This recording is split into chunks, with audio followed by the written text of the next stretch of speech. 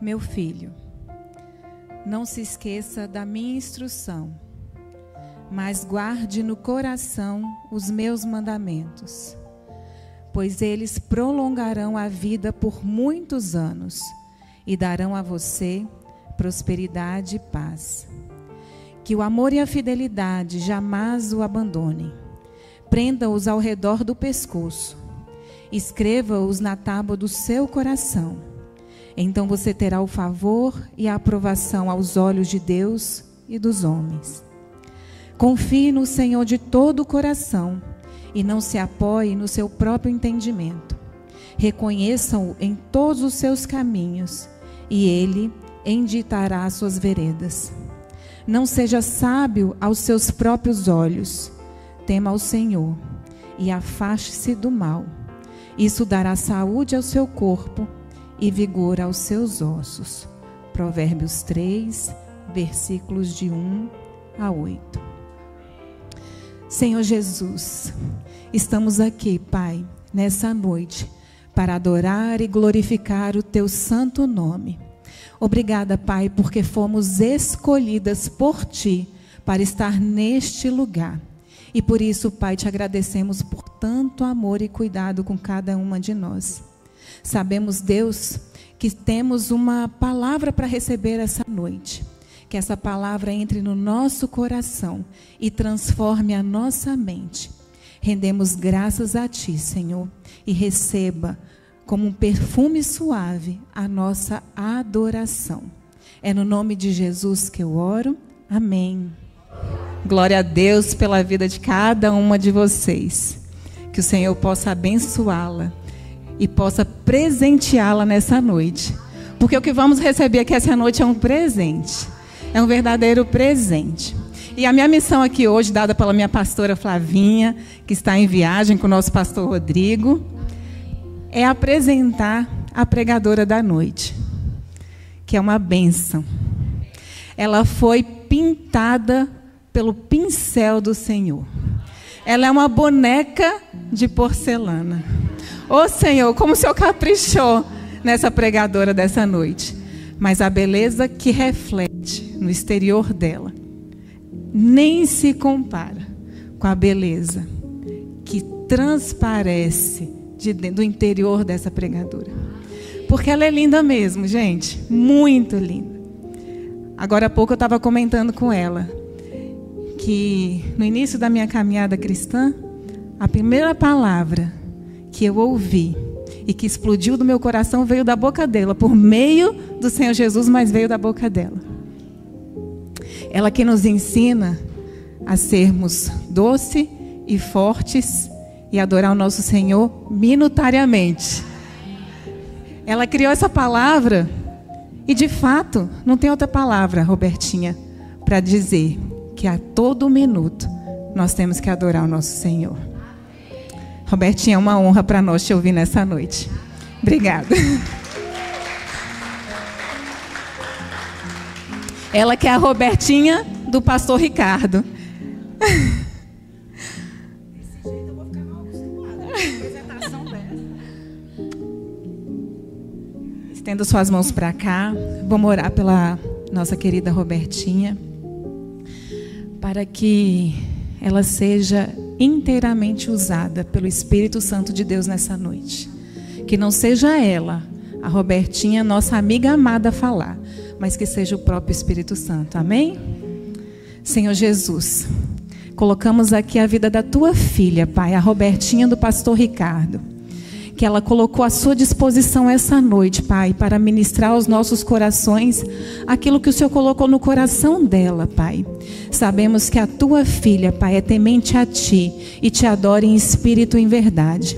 Por isso, Pai, te pedimos, reveste com Teu sangue, Pai. Protege de toda seta inimiga, Pai, e que nada atrapalhe o que a Robertinha venha falar aos nossos corações nessa noite. Obrigada, Senhor, pela vida dela, obrigada pela vida do pastor Ricardo, Pai, pelas filhas da Robertinha, Senhor Jesus. Protege a casa dela e tudo que disser respeito à Robertinha, Deus. Obrigada por essa tua serva, Pai. E use a Robertinha na instrumentalidade do teu ser.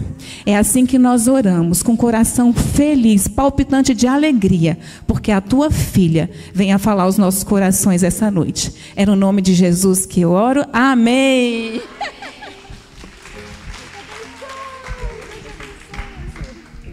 Ei, gente, boa noite de novo, né?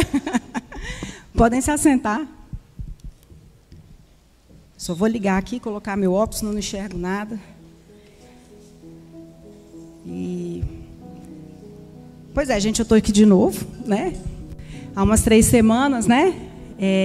Eu recebi o convite de vir trazer a palavra e a pastora me pediu para trazer de novo a palavra para vocês.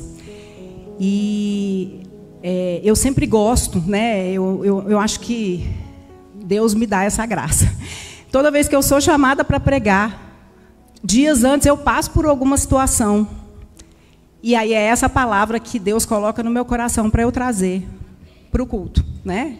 Uma aplicação pessoal, porque primeiro, gente, foi que nem eu falei para vocês no culto, né? Quem estava aqui no culto do Poder do Silêncio. A palavra foi dura, mas foi para mim. Sempre quem recebe primeiro sou eu. Eu trago para vocês, porque eu recebi primeiro. E hoje eu queria falar com vocês sobre, a gente tem feito aqui, né, os nossos cultos sempre sobre a mulher soldada, né, sobre o poder da mulher soldada, sobre aquilo que uma mulher precisa ter para ela ser uma soldada de Cristo, né? E cada semana é uma ministração mais poderosa. Semana passada nós tivemos aqui a Beta, né, com a força da mulher soldada, né? E hoje eu queria falar com vocês sobre o poder que há em negar-se a si mesmo. O poder que há na mulher soldada, em ela dizer não para si mesma. Porque para o mundo isso pode parecer uma fraqueza, né? Se a gente fala por aí, parece que é fraco a gente dizer não para as nossas vontades, a gente calar os nossos sentimentos. Mas para uma mulher soldada, isso é poder. Há um poder incrível no dizer não a si mesmo. E eu queria que o Igor começasse. Eu vou aqui, senão eu perco os versículos, tá? E aí eu vou... Igor, coloca para mim Lucas, capítulo 9, versículo 23, por favor. Disse Jesus, né, à multidão: se alguém quer ser meu seguidor, negue a si mesmo, tome diariamente a sua cruz e siga-me. Isso aqui é uma exortação que Jesus faz aos discípulos dele. Agora, põe para mim, Igor, Lucas 14, de 25 a 27.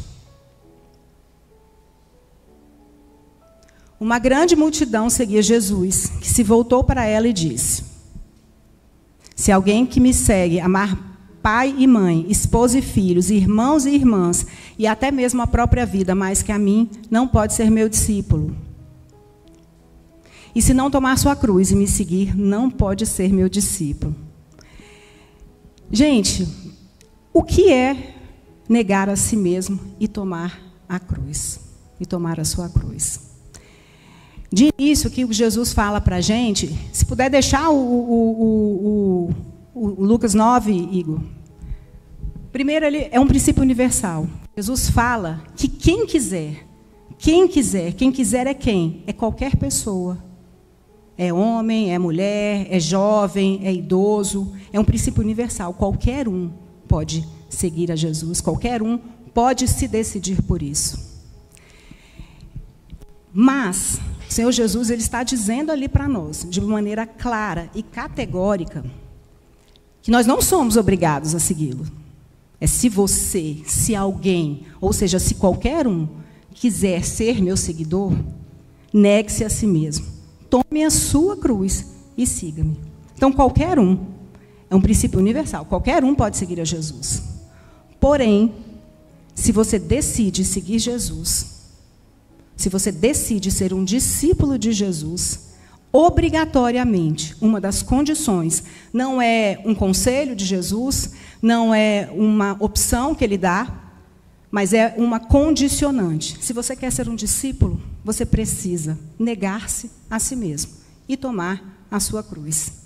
Jesus aqui ele não está dizendo, se eu se eu não me negar, se eu não tomar a minha cruz, eu vou ser um discípulo de menor importância. Não, ele está dizendo que se eu não me negar, que se eu não tomar a minha cruz, eu não posso ser discípulo dele.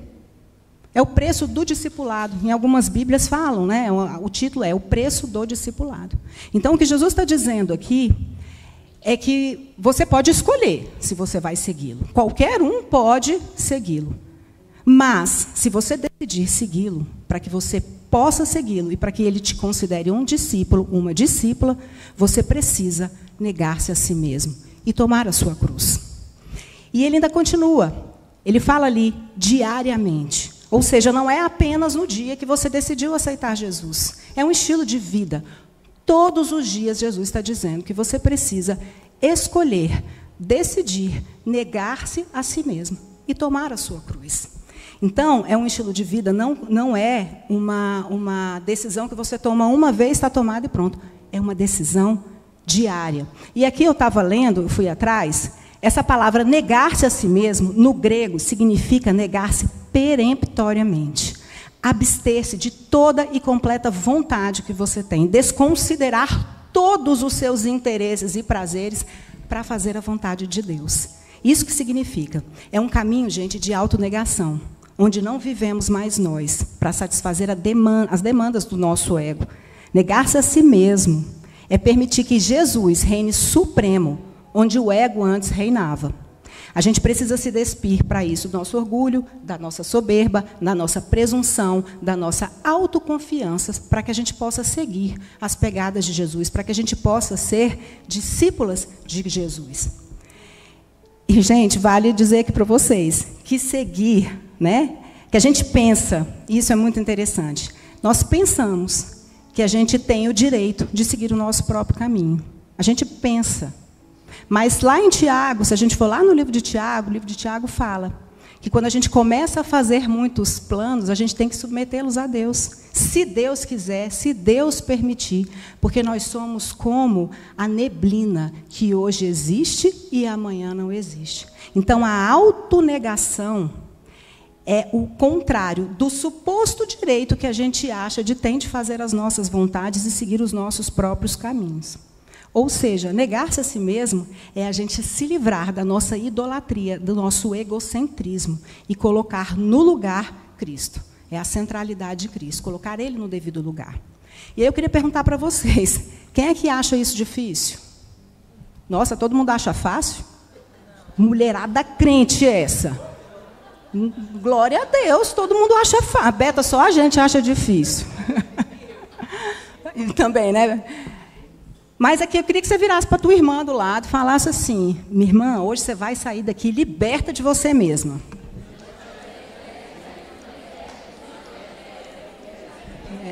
Eu creio.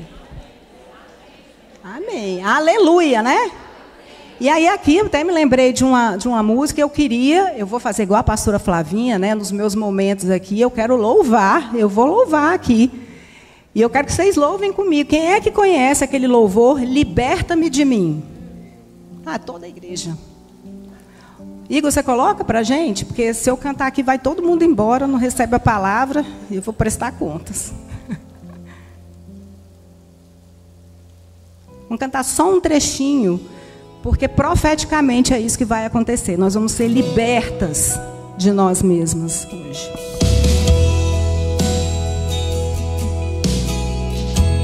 Quem souber, canta. Quem quiser levantar, louve ao Senhor.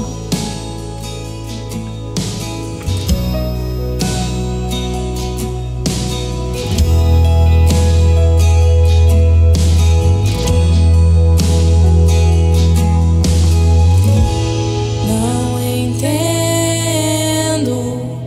o meu próprio agir.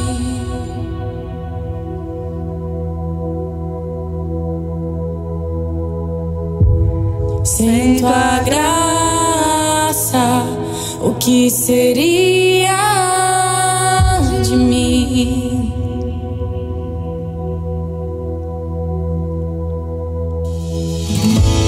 Não entendo o meu próprio agir.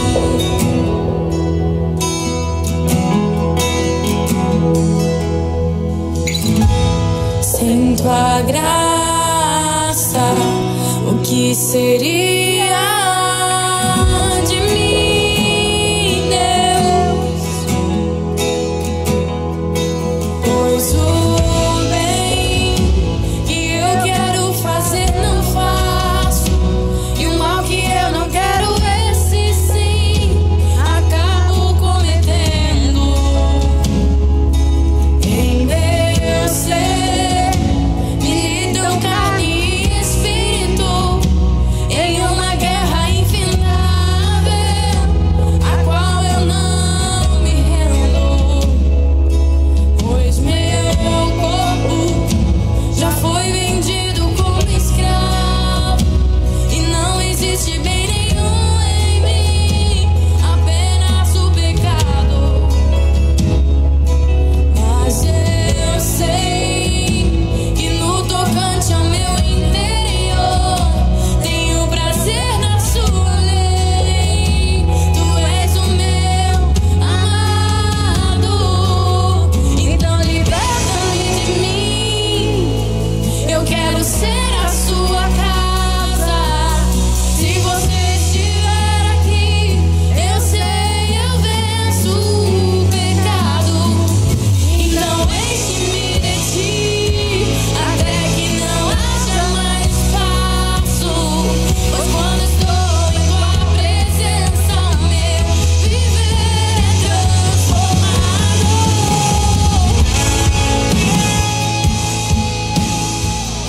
Amém. A gente possa essa noite ser liberta, né? Sermos libertas do nosso eu. E Jesus segue aqui, né, gente? Dizendo que além de negar a nós mesmos, a gente tem que tomar a cruz. E aí eu pergunto para vocês, o que é tomar a cruz? Essa é uma das expressões, uma das frases mais mal entendidas. E eu mesma já entendi ela de maneira errada. Quantas vezes a gente escuta, ou a gente mesmo já falou, e se a gente ainda fala, a gente vai sair daqui hoje entendendo o que Jesus quis dizer.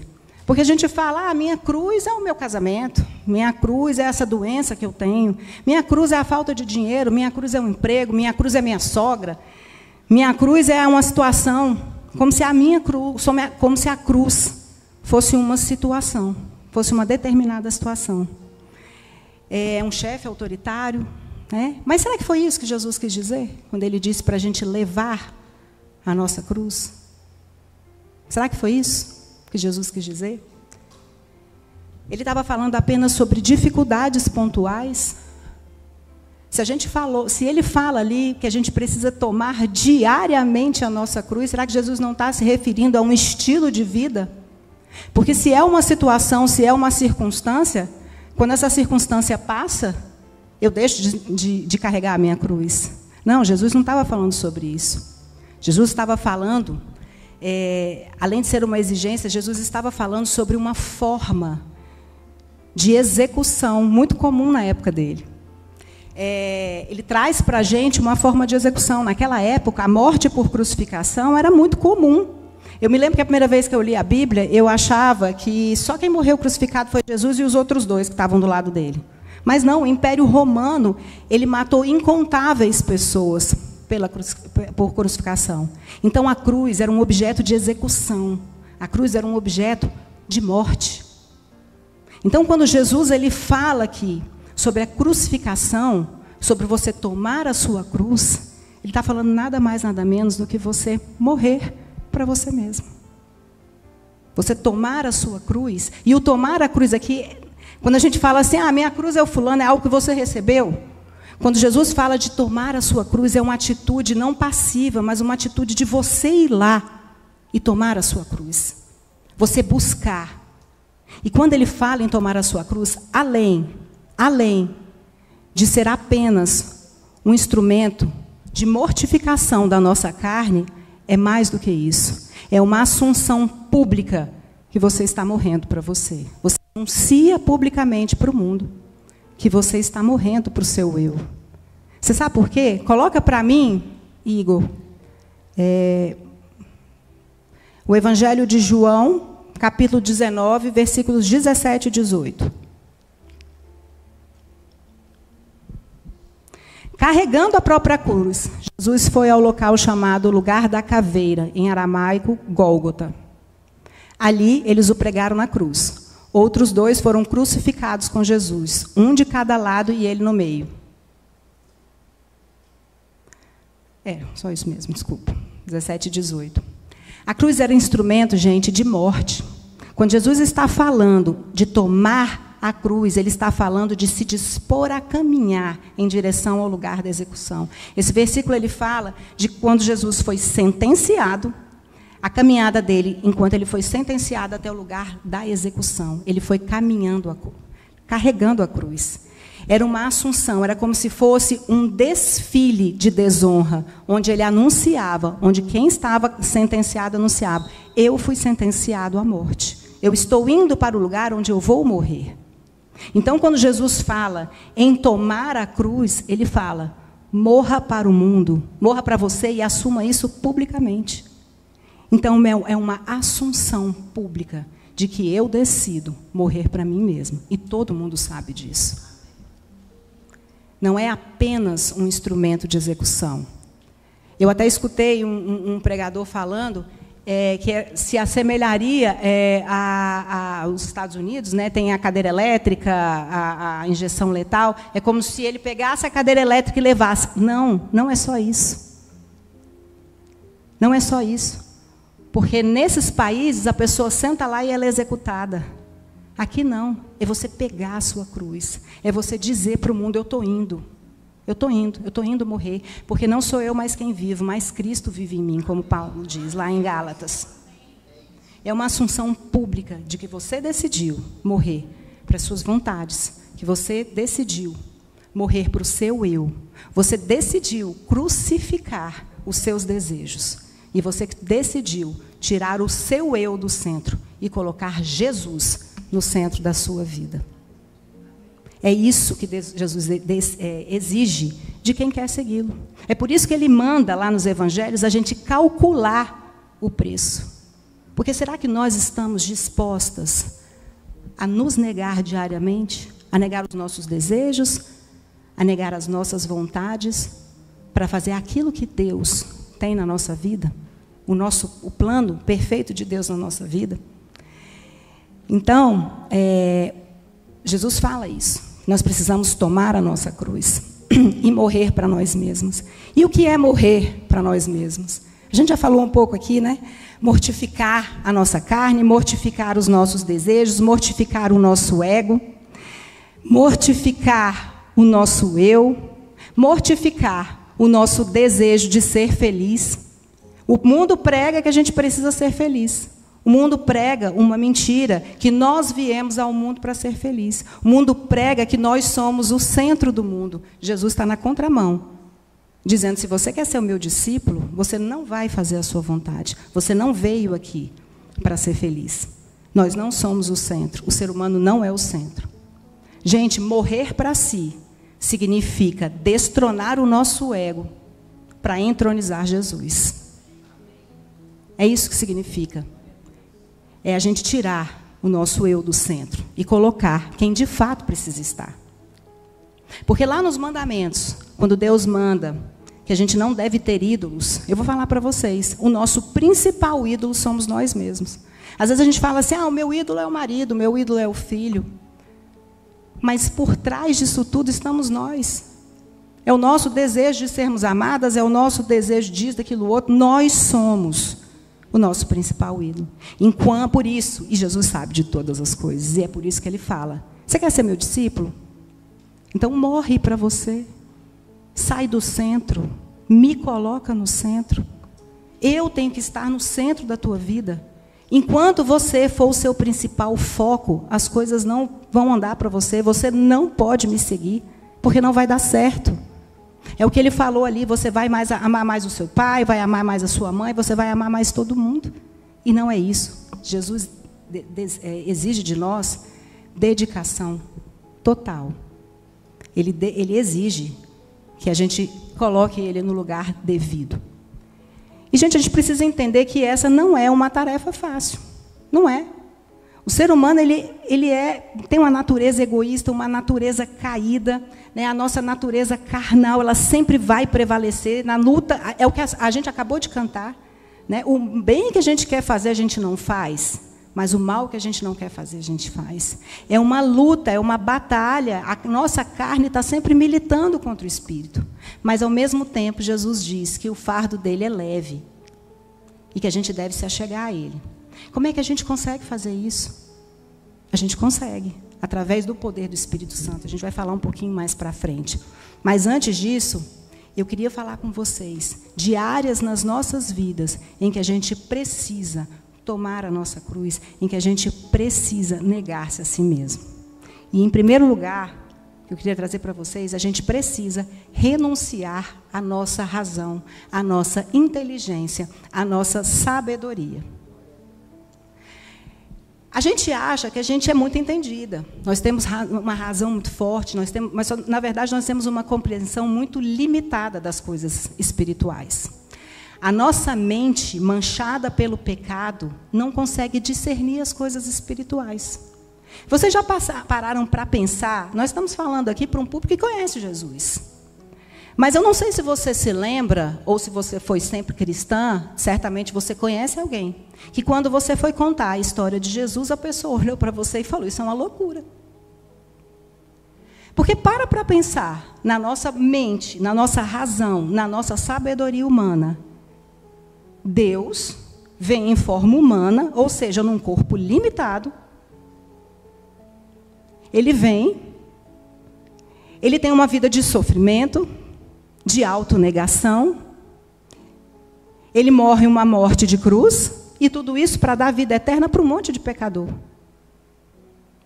E isso é o poder de Deus. Porque Paulo fala que o Evangelho é poder de Deus. Se a gente fosse pensar pela nossa razão, isso é possível? Se a gente não crucificar a nossa razão, a nossa sabedoria, a gente consegue compreender a riqueza de Cristo? A gente consegue compreender um Deus que virou homem? A gente consegue compreender o mistério da Trindade?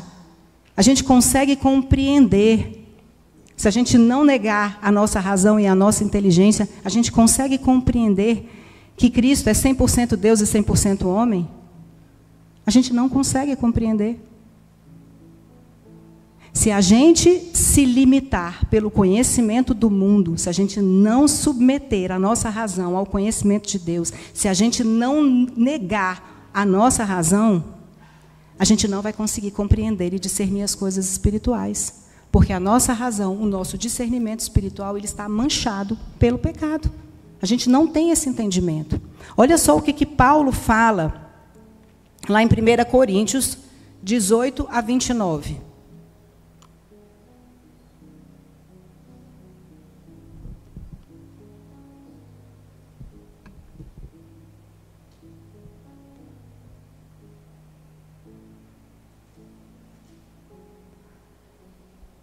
(18).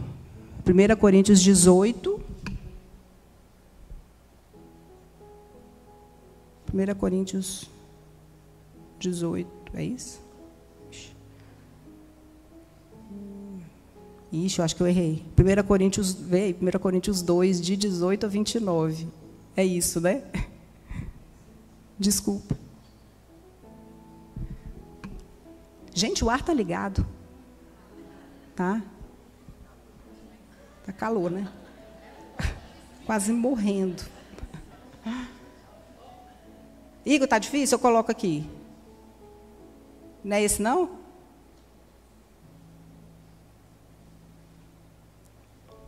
Vou ler para vocês aqui. Pois a mensagem da cruz é loucura para os que perecem, mas para nós que somos salvos, se alguém puder achar primeiro, para mim, para o Igor colocar lá, porque é bom vocês lerem. 1 Coríntios, eu não sei se é 1 Coríntios 1, eu acho que é 1 Coríntios 1. Pois a mensagem da cruz é loucura para os que perecem, mas para nós que somos salvos é o poder de Deus, pois está escrito: destruirei a sabedoria dos sábios e rejeitarei a inteligência dos inteligentes. Onde está o sábio? Onde está o mestre da lei? Ah, tá lá. Obrigada, é o 1 mesmo, né?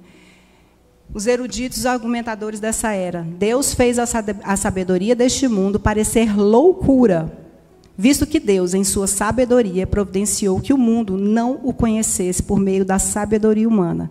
Usou a loucura da nossa pregação para salvar os que creem. Pode passar. Pois os judeus pedem sinais, os gentios buscam sabedoria. Assim, quando pregamos que o Cristo foi crucificado, os judeus se ofendem e os gentios dizem que é tolice. As pessoas não entendem, as pessoas não entenderam. Quando Jesus veio, ninguém acreditou que ele era Deus, porque como assim? Deus veio em forma humana, e veio como um carpinteiro, e veio em fraqueza. Se a gente não negar a nossa sabedoria, a nossa razão, a gente não vai ter discernimento espiritual. A gente não vai conseguir compreender as verdades de Deus. Mas para os que foram chamados para a salvação, tanto os judeus como os gentios, Cristo é o poder de Deus e a sabedoria de Deus. Pois a loucura de Deus é mais sábia que a sabedoria humana, e a fraqueza de Deus é mais forte que a força humana. Lembrem-se, irmãos, de que poucos de vocês eram sábios aos olhos do mundo, ou poderosos, ou ricos quando foram chamados. Pelo contrário, Deus escolheu as coisas que o mundo considera loucura para envergonhar os sábios, assim como escolheu as coisas fracas para envergonhar as poderosas. Deus escolheu as coisas desprezadas pelo mundo, tidas como insignificantes, e as usou para reduzir a nada aquilo que o mundo considera importante. E o último, portanto, ninguém jamais se orgulhe na presença de Deus. Ou seja, se a gente não negar a nossa razão, a nossa sabedoria e a nossa inteligência, a gente não vai compreender as coisas espirituais. A gente vai entrar no engano, certamente. Tem ainda aqui uma passagem que é muito esclarecedora sobre isso. Quando Jesus disse para os seus discípulos que ele precisaria morrer e em 3 dias depois ele ressuscitaria, o que Pedro falou para ele? Não, Senhor, de forma alguma. Jesus falou, arreda-te, Satanás, pois não cogitas das coisas de Deus.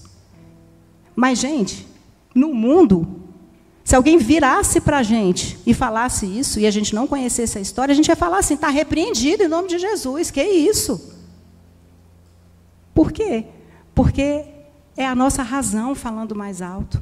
Se a gente não submeter a nossa razão, se a gente não negar a nossa razão e não submetê-la ao senhorio de Cristo, não submetê-la ao entendimento de Deus, a gente não vai ter discernimento espiritual para entender as coisas de Deus. Então, a gente precisa negar a nossa razão, a gente precisa negar aquilo que a gente acha que é certo, as mentiras que o mundo coloca. Olha só o que fala 2 Coríntios, capítulo 3, versos 4 e 5. Usamos as armas poderosas de Deus e não as armas do mundo para derrubar as fortalezas do raciocínio humano e acabar com os falsos argumentos. Destruímos todas as opiniões arrogantes que impedem as pessoas de conhecer a Deus. Levamos cativo todo o pensamento rebelde e o ensinamos a obedecer a Cristo. Paulo aqui está nos ensinando o quê? Nós estamos no meio de uma batalha espiritual. E as nossas armas, elas não são carnais, elas são poderosas em Deus. Não adianta a gente querer lutar com espada, não é isso. A nossa batalha é espiritual, as nossas armas são espirituais. E para destruir o que? As fortalezas. O que são as fortalezas? Fortalezas físicas? Não, são os pensamentos, ideias que nos impedem de conhecer a verdade espiritual. E sofismas. O que são sofismas? Verdades com aparência de mentira. Gente, quantas verdades são implantadas na nossa cabeça que, na verdade, são enganos que o mundo implanta? Se a gente não negar a nossa razão, se a gente não se negar, não negar a nossa razão, se a gente não entender, se a gente não buscar as coisas espirituais através da leitura da palavra da Bíblia, a gente vai achar que é verdade. Eu vou falar uma para vocês. Quantas aqui já ouviram que o casamento não é plano de Deus? Pois é, mas é uma mentira, é uma mentira. Quantas vezes alguém aqui já não ouviu, ou já ouviu alguém que ouviu? Ah, não, olha só, você não merece sofrer. Você não merece sofrer. Eu duvido que Deus queira que você sofra. Você nasceu para ser feliz. Então, para que você vai se manter nesse casamento que não está trazendo felicidade? Não, isso não é plano de Deus, não.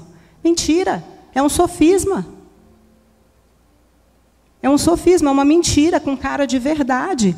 Porque o mundo acha que a gente veio aqui. O casamento é um instrumento para a nossa felicidade. Que Deus não tem nada a ver com isso, que Deus nos fez para ser felizes. Então, enquanto a gente não submeter a nossa razão à verdade de Cristo, enquanto a gente não negar a nossa razão, a nossa inteligência, aquilo que a gente acha que é verdade, a gente não vai ter o conhecimento espiritual verdadeiro.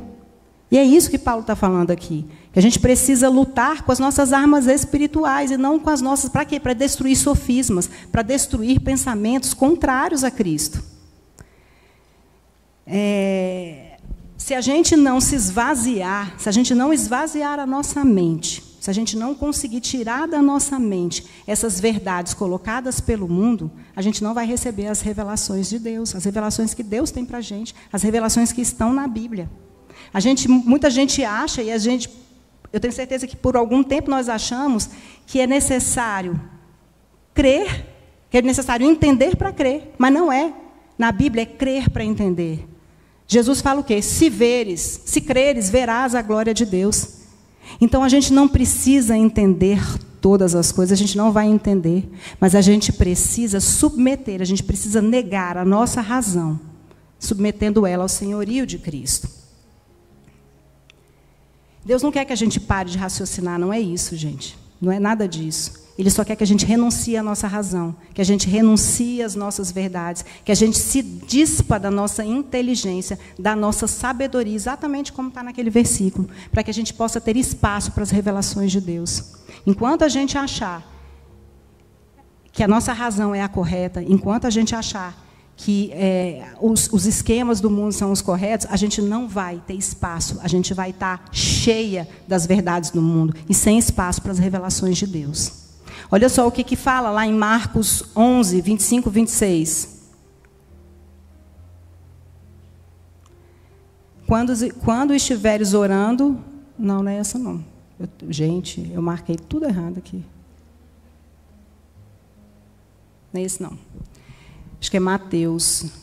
Bom, eu estou com um versículo aqui. Jesus diz, graças te dou, Pai, porque ocultaste essas coisas aos sábios e entendidos e as revelaste aos pequeninos. Porque ninguém conhece o Pai senão o Filho. Não conhece o Filho senão o Pai. Ou seja, Deus oculta as coisas do que se acha sábio. Enquanto a gente estiver cheio da sabedoria do mundo, a gente não vai ter a sabedoria vinda do alto. A gente precisa negar a nossa razão. A gente precisa negar a nossa sabedoria para que a gente possa ter a revelação que vem do alto. Esse é o primeiro ponto que a gente precisa negar. O segundo ponto que a gente precisa negar é a nossa vontade. E aí pega, né? Porque a nossa vontade, ela grita. A gente quer que a nossa vontade seja feita assim na terra como no céu. Né? A gente, o mal que a gente quer fazer, o bem que a gente quer fazer, a gente não faz, mas o mal que a gente não quer fazer, esse sim a gente acaba fazendo. A gente não consegue dizer não para a gente. A gente quer fazer a nossa vontade de qualquer jeito. Sabe? E em coisas simples. A Beta aqui contou para a gente que ela acorda todo dia 3 horas da manhã para orar pelas mulheres. A nossa vontade quer isso? Não, a nossa vontade ela quer virar para o lado e dormir. A nossa carne milita contra o espírito. Então, as coisas espirituais, as coisas de Deus, a nossa carne vai dizer não. Mas enquanto a gente não mortificar a carne, a gente não vai fazer a vontade de Deus. A gente precisa dizer não. Há uma luta dentro de nós. É a carne militando o tempo todo contra o espírito. A nossa vontade é algo tão forte, que só algo de muito sobrenatural, só Deus, na sua sobrenaturalidade, consegue fazer com que a nossa vontade se renda à vontade de Deus. Gente, o ser humano é uma fábrica incessante de vontades. Se a gente se a gente não colocar em prática, pelo poder do Espírito Santo, o poder da autonegação, a gente vira escrava de nós mesmos. Porque a gente vai estar sempre em busca de fazer as nossas vontades. E aí a gente alcança um objetivo, e aí na hora que a gente alcança aquele objetivo, a gente vai para o outro, e a gente vai por outro, e para outro, e quando a gente vê, a gente está numa busca incessante. Eu tenho certeza que vocês já ouviram falar, vocês conhecem pessoas, essas pessoas mesmo que a gente vê que são muito ricas, que a gente vê em televisão, enfim. elas vivem numa busca incessante por satisfazer as suas vontades. Elas são escravas de si mesmas. Elas não conseguem dizer não para si mesmas. Isso é liberdade? O mundo prega que isso é liberdade? Eu pergunto para vocês. Uma pessoa dessa é liberta? O mundo diz que é. Aí a gente volta lá para a razão. De negar a nossa razão. Isso não é liberdade, gente. Eu já fui assim. Eu já fui uma pessoa escrava de mim mesma. Escrava dos meus desejos, escrava das minhas vontades. Eu estava no centro. Eu tinha que fazer tudo para mim. Isso é cansativo. E eu vou falar para vocês. Isso não acaba. Porque é uma fábrica incessante. Tim Keller tem uma frase dizendo que o nosso coração é uma fábrica de ídolos e de vontades. A gente está o tempo todo pensando em alguma maneira de se satisfazer. Por isso que Jesus fala que a gente precisa negar-se a si mesmo. Porque isso é uma proteção contra nós mesmos. Essa é a verdadeira liberdade. A verdadeira liberdade, ela está em Cristo. E não em a gente ser livre para sair fazendo tudo que a gente quer. Olha só, coloca lá para mim, João 5,40. Evangelho de João. Vocês se recusam a vir a mim para receber essa vida. Jesus falando aqui para os fariseus, sabe por quê? Porque a vontade humana está morta para as coisas espirituais. É aquilo que a gente falou, a gente não tem vontade de jejuar, a gente não tem vontade de orar, a gente não tem vontade de acordar cedo para vir para a aurora, a gente não tem vontade de deixar de ir para uma festa para ir para a vigília, a gente não tem vontade de fazer as coisas espirituais. Se a gente não se negar a si mesmo, a gente não vai ter, a gente vai ser escravo das nossas vontades, e a gente não vai ter vontade, a gente não vai ter sede pelas coisas de Deus. A gente não vai ter. Porque a nossa vontade, ela é uma vontade dominada pelo pecado. Hoje que nós aceitamos Jesus, nós somos libertos, mas a gente vai lutar contra essa natureza, contra a nossa carne, até o fim, até o dia que Jesus nos levar, onde a gente vai ter um corpo glorificado e livre da presença do pecado. Mas enquanto a gente está aqui, é uma luta, carne e espírito. Por isso, o poder de negar-se a si mesmo. Por isso é tão poderoso a gente poder se libertar disso. Negar-se a si mesmo, tomar a nossa cruz. E o que está por trás dessa proposta, gente, de negar-se a si mesmo? Será que Deus é ruim? Será que Deus não quer que a gente se divirta? Será que Deus não quer que a gente faça aquilo que a gente quer? Que Deus é esse? Né? Não. Gente, Deus é maravilhoso, Deus é bom, Ele é que sabe os planos que tem a nosso respeito, Ele é que sabe o que é bom para nós, a vontade de Deus é boa, ela é perfeita e ela é agradável. A nossa vontade é que é uma vontade manchada pelo pecado. A nossa vontade, nós temos uma perspectiva de aproveitar a vida carnal, nós temos uma perspectiva de vontade manchada pelo pecado. A vontade de Deus, ela é boa, perfeita e agradável. Olha só o que fala lá em Romanos 12, 1 e 2.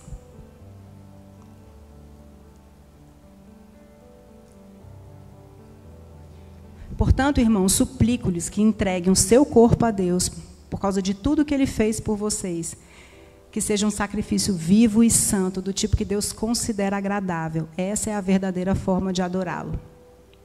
Não imitem o comportamento e os costumes desse mundo, mas deixem que Deus os transforme por meio de uma mudança em seu modo de pensar, a fim de que experimentem a boa, agradável e perfeita vontade de Deus para vocês. A gente só vai conseguir experimentar e entender que a vontade de Deus é boa, é perfeita e é agradável quando a gente morrer para si mesmo, quando a gente só se oferece para Deus. Porque senão a gente não vai entender que a vontade que Deus tem para cada um de nós é boa, é perfeita e é agradável. E sabe quando foi que isso aconteceu? Deixa eu dar uma notícia para vocês. Há muito tempo, lá no Éden. O primeiro casal, Adão e Eva. Gente, Deus criou um jardim inteiro para eles.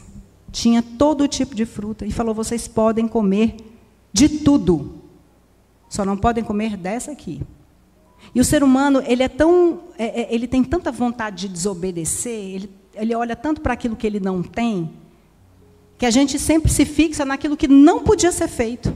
Mas existiam várias outras árvores em que eles podiam se alimentar, e eles desobedeceram. E a gente prova até hoje da consequência dessa desobediência. Porque eles desobedeceram, eles decidiram, de maneira deliberada, fazer a vontade deles e não fazer a vontade de Deus. E até hoje nós somos assim. Nós até hoje queremos fazer as nossas vontades. Né? Olha só o que Romanos 5,12 diz. 5,12. Quando Adão pecou, o pecado entrou no mundo e com ele a morte, que se estendeu a todos, porque todos pecaram. Olha a consequência de se fazer a própria vontade e de não fazer a vontade de Deus. O pecado entrou no mundo e com o pecado entrou a morte. E assim somos nós até hoje. E às vezes a gente pensa assim, né? Eu fui dessa, não sei vocês, que pensava assim, ai, mas gente, que raiva desse Adão e dessa Eva. Se fosse eu não tinha feito isso. Mentira! A gente tinha feito sim, com certeza. Eu sempre, quando estou lendo a Bíblia, eu me coloco no lugar, eu sempre acho que eu vou fazer diferente. Aí depois eu penso, não, eu ia fazer igualzinho. Né? E não bastasse isso, Caim, filho dos dois depois, olha o que fala de Gênesis 4:7. Caim foi lá, pecou, e Deus ainda advertiu ele. Né, que o pecado jaz à tua porta, o seu desejo será contra ti, mas a ti cumpre dominá-lo. O que Deus estava dizendo aqui para ele? Você tem desejos contrários aos meus. E esses desejos vão te trazer problema. Então é melhor você dominar e controlar a sua própria vontade. E é isso que Deus fala para a gente. Nós temos desejos contrários à vontade de Deus. E esses desejos contrários à vontade de Deus, eles vão nos trazer problemas. Então, cabe a cada um de nós dominar. Quando a Bíblia fala em negarmos a nós mesmos, está falando de anular essa vontade que vai em rota de colisão com a vontade de Deus. Gente, Jesus foi o maior exemplo de autonegação. Qual foi a oração de Jesus lá no Getsêmani? Deus, Pai, não seja feita a sua vontade, não seja feita a minha vontade, mas seja feita a sua. Jesus não queria ser separado do Pai, porque ali não era a morte que ele temia, não. Era a separação de Deus, porque ele ia carregar todos os pecados, o meu e o seu. O único que não pecou ia carregar o pecado de todo mundo. Ele não queria. Mas vocês já imaginaram se Jesus fizesse a vontade dele naquele momento? A gente não teria acesso à vida eterna. Vocês já imaginaram se ele desobedecesse à vontade de Deus? Se ele fizesse o que ele queria, as consequências disso para a humanidade? Jesus é o nosso maior exemplo de autonegação. Ele negou-se a si mesmo, veio em forma de homem, morreu, morte de cruz, para que cada uma de nós aqui tivéssemos a vida eterna. E eu vou falar para vocês, gente, é libertador a gente não ser escravo das nossas próprias vontades, dos nossos próprios sentimentos. Os nossos sentimentos, eles nos escravizam e nos levam a fazer coisas que a gente não quer fazer, que se a gente parasse para pensar, a gente não teria feito. Vocês já pararam para analisar quando a gente está com raiva? O que a gente faz no momento da ira? É libertador você não ser controlado pelos seus próprios desejos, pelo seu sentimento. A princípio parece muito difícil, mas não é não. É libertador, gente. É libertador você não ser controlada por aquilo que o mundo diz que é certo. Sabe aquele negócio assim? Ah, fulano fez algo para mim, eu não posso perdoar. Eu não posso isso, eu não posso aquilo outro. Não, você pode sim. O teu desejo cumpre a você dominar. Você precisa se libertar dos seus sentimentos. A gente não pode ser presa. A nossa verdadeira liberdade está em Cristo, não naquilo que a gente quer fazer, não na nossa resposta, não nos nossos sentimentos que nos aprisionam. A gente não foi chamado para isso. Quando a gente faz a vontade de Deus, a gente é liberta e a gente experimenta uma nova identidade em Cristo. E somos cada vez mais transformadas à sua imagem. Então, nós não fomos chamados para ser prisioneiros de nós mesmos. Porque só quem liberta é Cristo. A vida cristã é uma vida de morte para si mesmo, uma vida de nascimento e caminhada em novidade de vida. A gente tem que pensar naquele que nos salvou, não um pensamento sobre a carne morta que foi crucificada. Quando a gente pensa continuamente em nós mesmos, em satisfazer nossos desejos, é como se a gente tivesse pensando numa carne putrificada. Se a gente foi crucificado com Cristo, por que a gente está pensando nisso? É como se a gente estivesse carregando um cadáver cheio de podridão com a gente. A nossa verdadeira liberdade está em Cristo. Em terceiro lugar, a gente precisa negar a nossa justiça própria. Quem aqui se acha bom? A gente se acha bom, lá no fundo a gente se acha bom. A gente acha que a gente tem muitos direitos. A gente, quando vê alguém fazendo alguma coisa errada, ou pior do que a gente já olha com ar de superioridade. É igual a parábola, né, é igual a história do fariseu e do publicano. O fariseu estava lá, orando, enquanto o publicano estava lá, chorando, e o fariseu, Senhor, eu sou muito melhor do que ele. Eu dou o dízimo do cominho, eu oro, jejuo 3 vezes. Esse aí é um pecador. E assim somos nós. A gente se acha melhor, a gente acha que a gente tem muita justiça. Se a gente não renunciar à nossa justiça própria, a gente precisa negar a nossa justiça própria. Quantas vezes a gente é magoado, a gente se vê numa situação em que alguém faz alguma coisa para a gente e a gente chega diante de Deus, Senhor, eu não mereço isso. Olha só o que esse fulano fez comigo. Senhor, olha para ele. Eu não mereço isso aqui. Eu sou boa.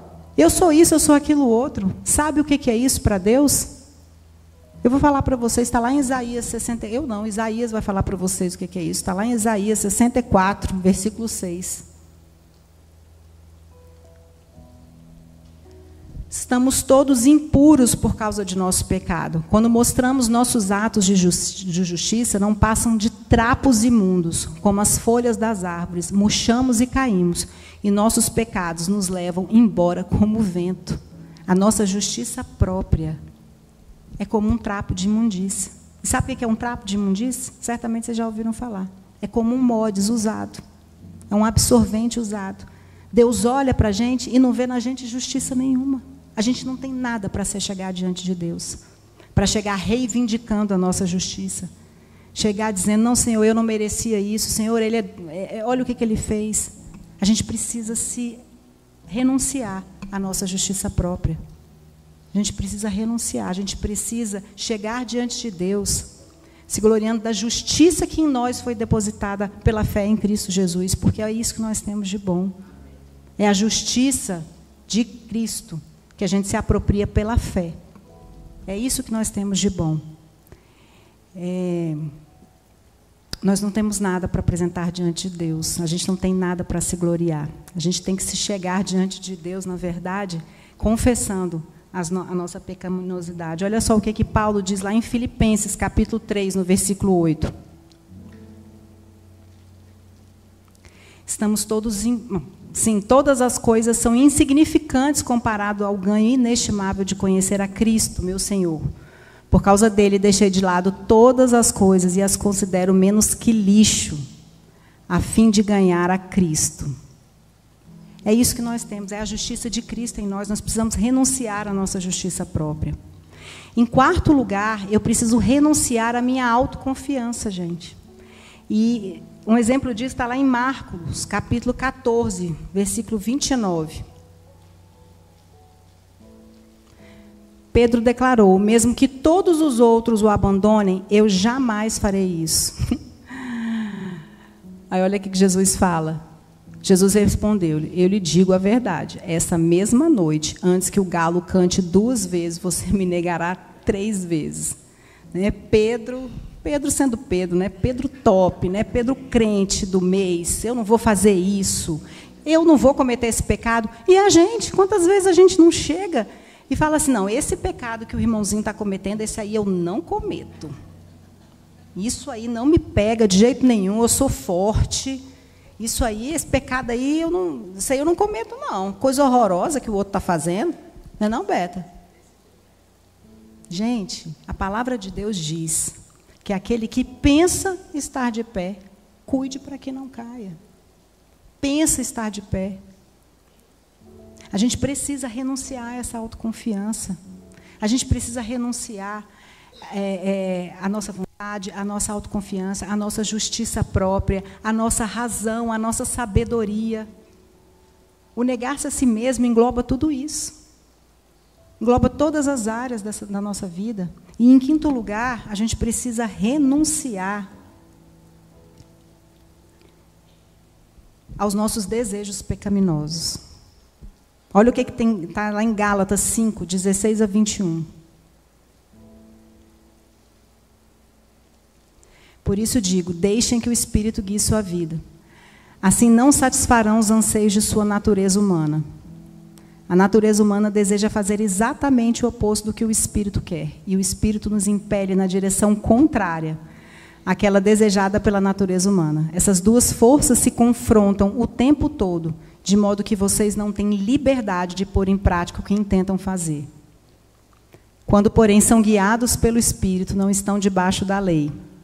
Quando seguem os desejos da natureza humana, os resultados são extremamente claros. Imoralidade sexual, impureza, sensualidade, idolatria, feitiçaria, hostilidade, discórdias, ciúmes, acessos de raiva, ambições egoístas, dissensões, divisões, inveja, bebedeiras, festanças desregradas e outros pecados semelhantes.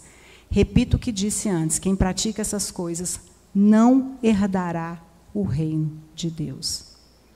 Isso aqui são as chamadas obras da carne. Se a gente não renunciar à nossa vontade, aos nossos desejos pecaminosos, que são esses todos aí listados por Paulo, a gente não vai herdar o reino de Deus. Olha como é sério o não negar-se a si mesmo. Olha como é sério a gente ser escrava dos nossos desejos. Paulo fala ali que a verdadeira liberdade é você negar, que é guiado pelo Espírito, não se deixa ser dominado pelos desejos da carne. Tá, mas até agora foi tudo muito pesado, né? A gente falou aqui de coisas muito pesadas. Mas e como é que a gente faz para negar-se a si mesmo em todas essas áreas? Como é que a gente faz para renunciar à nossa vontade, para tomar a nossa cruz, para dizer não para a nossa justiça própria, para dizer não para a nossa vontade, para dizer não para os nossos desejos pecaminosos, para dizer não para a nossa sabedoria, para dizer não para a nossa autoconfiança? Como é que a gente faz? Gente, é no poder do Espírito Santo, não é na nossa força. Nós, por nós mesmas, não conseguimos, mas no poder do Espírito Santo a gente consegue. Olha o que está lá em 1 Coríntios, capítulo 6, versículo 19. Vocês não sabem que o seu corpo é o templo do Espírito Santo que habita em vocês e lhes foi dado por Deus? Vocês não pertencem a si mesmos.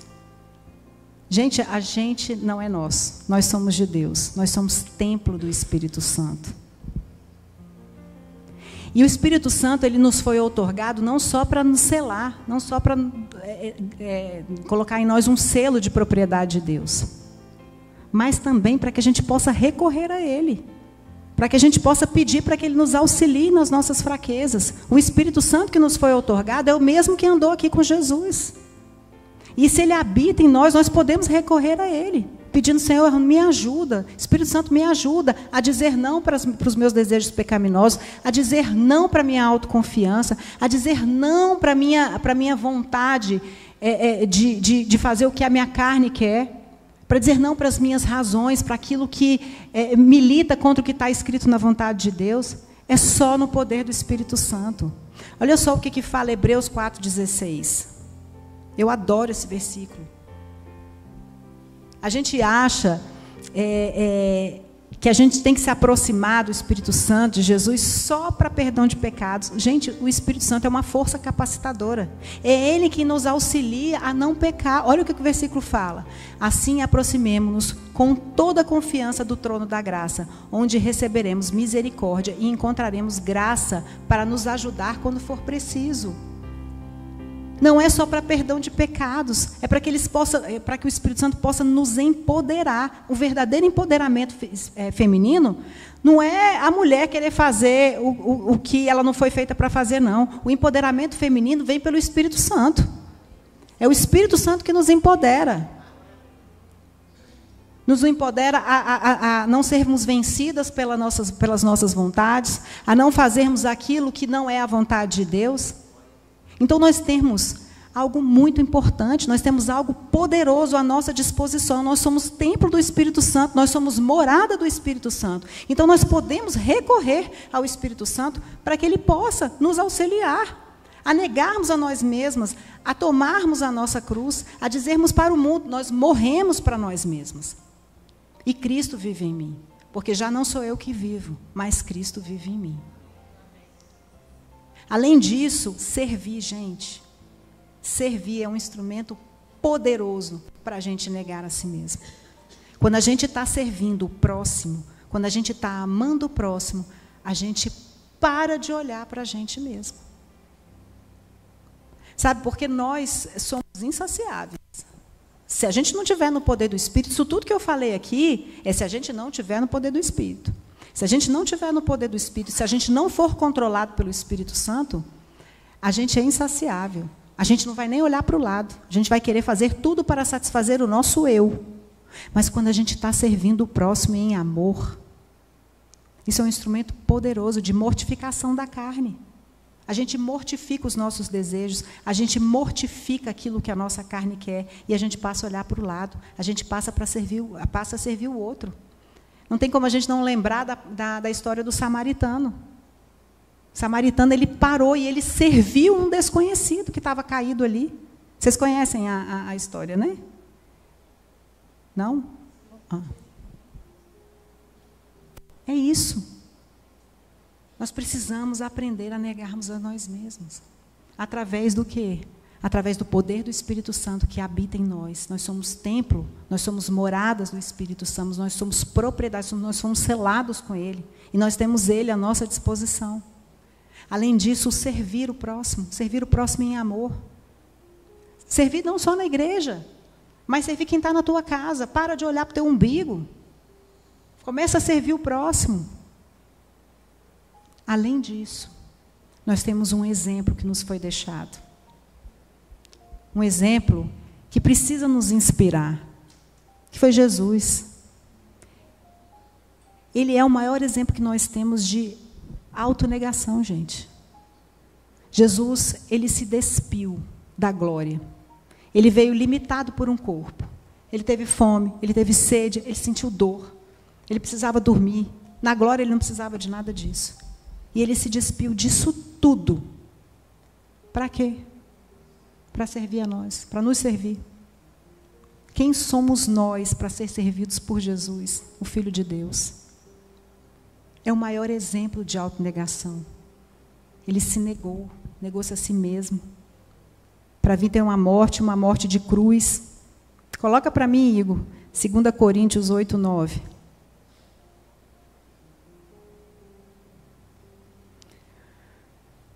Vocês conhecem a graça de nosso Senhor Jesus Cristo. Embora fosse rico, por amor a vocês, Ele se fez pobre, para que por meio da pobreza dele, vocês se tornassem ricos. E agora Filipenses 2, de 5 a 11. Tenham a mesma atitude demonstrada por Cristo Jesus. Embora sendo Deus, não considerou que ser igual a Deus fosse algo a que devesse se apegar.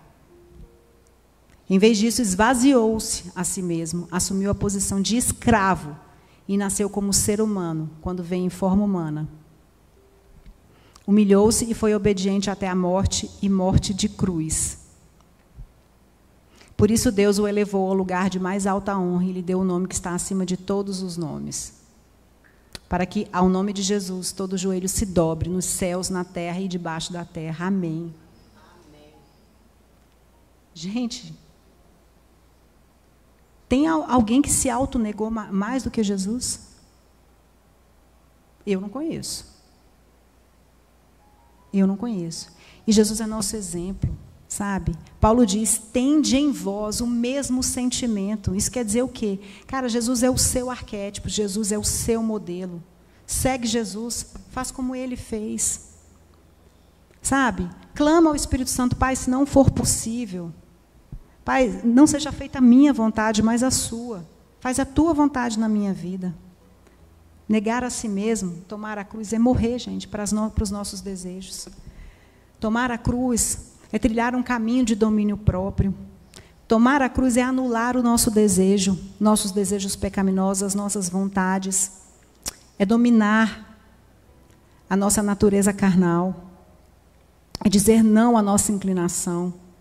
A vida cristã não pode ser vivida de outra forma. A verdade é essa, né? Nós precisamos entender que se sujeitar à vontade de Deus, aos princípios de Deus, é o centro de todo relacionamento com Ele. O Evangelho, ele significa aceitar o perdão, sim. A possibilidade de recomeço, e o recomeço é voltar lá atrás, onde teve a queda, e sujeitarmos-nos verdadeiramente à vontade de Deus. É isso que Deus espera de nós. Isso é o negar-se a si mesmo. Isso é ser liberto das nossas próprias vontades.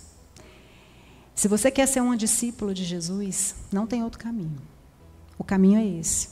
É libertar-se de si mesmo. Tomar a sua cruz, para que você possa seguir a Cristo. E como Jesus falou, não tem um discípulo de segunda categoria. Ah, não, eu não vou me negar, não vou negar tudo, não. Vou segurar um pouquinho, que a gente às vezes é assim, né? Eu vou negar até aqui. Aqui eu não nego mais. Não existe essa possibilidade. Jesus não falou de discípulo de menos importância ou discípulo de mais importância. Ou a gente é discípulo, ou a gente não é discípulo.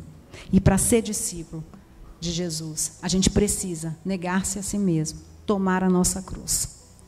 Morrer para nossas vontades, mortificar o nosso eu. Dizer publicamente, assumir publicamente um compromisso de a cada dia a gente crucificar a nossa carne, a gente crucificar os nossos desejos. Sabe? Não há coroa, gente, não há coroa sem cruz. Não há céu sem renúncia. Não há. A cruz da gente... A sua cruz, a minha cruz não é uma doença, não é a minha sogra, não é... A minha sogra é ótima, tá? Mas assim, não é o teu patrão, não é a tua vizinha, não é aquela pessoa, não é. A tua cruz é matar a sua carne para que você possa dizer que os propósitos de Deus vão se cumprir na sua vida, que a vontade de Deus seja feita na tua vida. Ser discípulo não é simplesmente abraçar uma doutrina. Ser discípulo é seguir a Cristo. É seguir uma pessoa. Ser discípulo é matar o seu ego. É destronar o seu ego. E entronizar Jesus na sua vida. É colocar Jesus no devido lugar. Que o Senhor possa nos dar graça para entender e praticar aquilo que Ele espera de nós. E eu queria... Débora, eu queria fazer uma pergunta para vocês. Eu queria desafiar vocês aqui hoje. Eu queria que você fosse muito sincera com você mesmo. Eu queria que hoje, diante dessa palavra, eu queria que você começasse a se perguntar se você tem praticado a autonegação, se você tem dito não para os seus desejos pecaminosos, se você tem dito não para a sua justiça própria, se você tem dito não para a sua autoconfiança, você acha que você é boa, se você acha que o outro é pior, se você tem dito não para as suas vontades, se você tem dito não para os seus desejos pecaminosos, o que você tem feito com os seus desejos? Você tem praticado a autonegação? Você tem submetido todas as áreas da sua vida ao senhorio de Cristo? Porque... eu não sei vocês, mas por muito tempo eu achei que eu tinha que submeter apenas uma parte da minha vida. Que existiam algumas áreas da minha vida que Jesus não tinha nada a ver com isso. Mas não. Se Jesus é o seu Senhor, você tem que submeter toda a sua vida ao senhorio de Cristo. E eu queria que você começasse a ir do seu lugar a pensar. Se tem alguma área da sua vida que você precisa submeter, que você precisa negar, que você precisa tomar a sua cruz. Sabe, começa a pensar aí. Para que a vontade de Cristo, que é boa, perfeita e agradável, ela possa ser feita na tua vida. Faça uma análise. Se vocês pararem para pensar, assim como eu parei, os grandes problemas que a gente tem na nossa vida pessoal, que a gente tem na nossa vida espiritual e que a gente tem nos nossos relacionamentos, é porque em algum momento a gente não negou a nós mesmos, a gente fez as nossas vontades. E as nossas vontades entraram em rota de colisão com a vontade de Deus. E a vontade de Deus, ela é sempre boa, ela é sempre perfeita e ela é sempre agradável, porque Deus tem os melhores pensamentos a respeito de nós. E quando a gente decide não se libertar, não negarmos a nós mesmos e fazer a nossa vontade e não permitir que a vontade de Deus seja feita na nossa vida, certamente a gente vai colher alguns problemas. Pensem se Jesus não tivesse feito a vontade do Pai. O que seria? O que teria acontecido? Mas eu queria te fazer um convite. Se nessa noite, se essa palavra tocou o teu coração e você quer publicamente negar-se a si mesmo, tomar a tua cruz e tomar a decisão pública de ser uma discípula de Cristo, dizer: Senhor, eis-me aqui, eu quero seguir, eu estou disposta a negar a minha vontade, a mortificar o meu eu e te seguir. Eu quero ser uma discípula e eu estou disposta a cumprir, eu estou disposta a pagar o preço do discipulado. Se essa noite você tomou essa decisão, eu queria que você se levantasse. Nós vamos ter aqui um momento de oração, de adoração e de rendermos a nossa vontade ao senhorio de Cristo.